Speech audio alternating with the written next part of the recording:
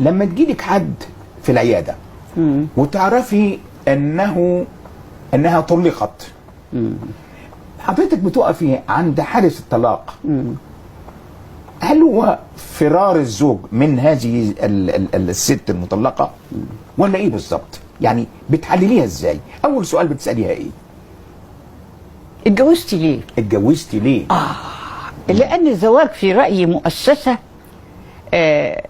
لا تتناسب مع المرأة الصادقة التلقائية البسيطة. الزواج مؤسسة اقتصادية اجتماعية سياسية فاسدة. هل نجاح الزوجة يعتمد على تمثيلها؟ النجاح للزوج والزوجة يعتمد على الكذب المتواصل. علشان تغذي الزواج يجب أن تكذب كل يوم. خليني أقول العبارة تاني، الزواج يعتمد على الكذب المتواصل بين الزوجين. أيوة، لما تصدق يحصل طلاق.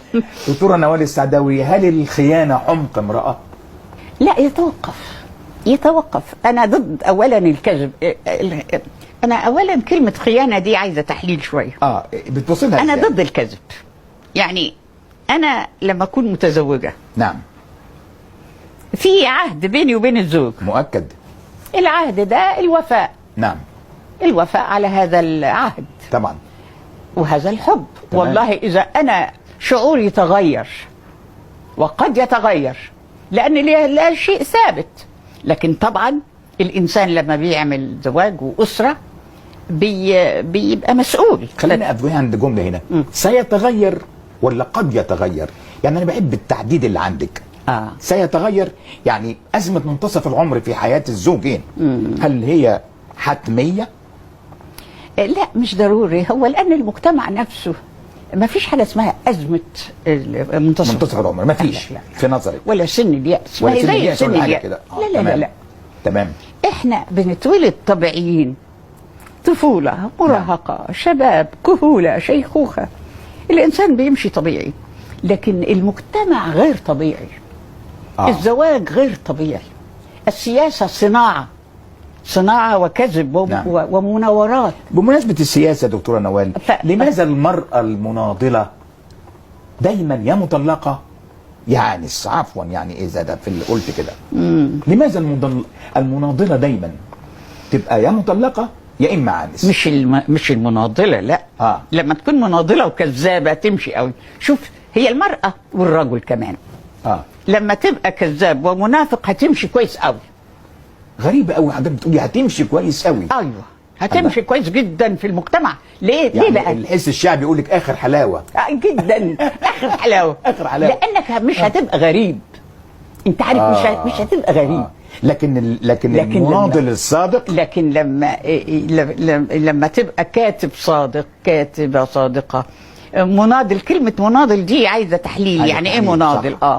يعني ما تكون انسان بتحترم نفسك، بتحترم شغلك، بتبدع، بتفكر، بتواجه الناس بالحقيقة، اللي على الأقل جاي تكون غلطان. نعم. لكن بتقول الصدق.